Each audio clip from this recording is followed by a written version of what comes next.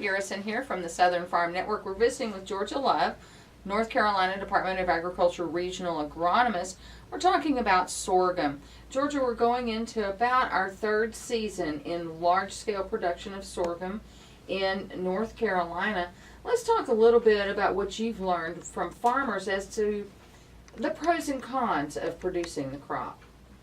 Right. I think one of the biggest advantages that I've seen, particularly in the Sandhills area and in our lighter soils in North Carolina, one of the biggest advantages has been allowing farmers to have an alternative to corn and an alternative to soybeans in those areas.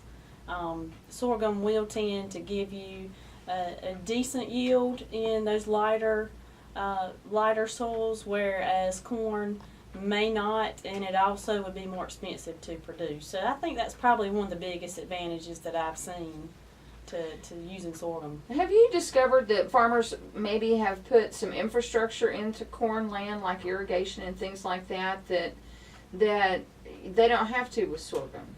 That's true. That's true.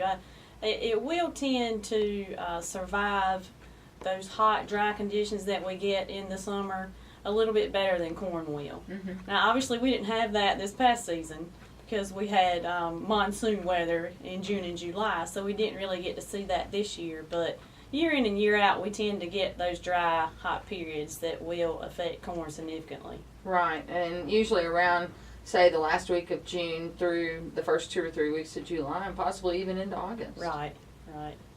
And so what are you hearing from farmers that have raised sorghum? I'm hearing that another benefit that they're telling me that they see is with the deer pressure.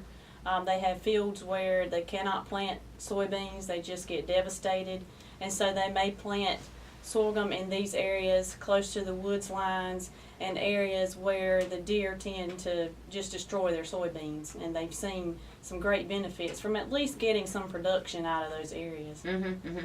And now, no crop is perfect. You and I both know that. What maybe are some of the cons that you've heard about sorghum? I think probably our biggest challenge right now is weed control.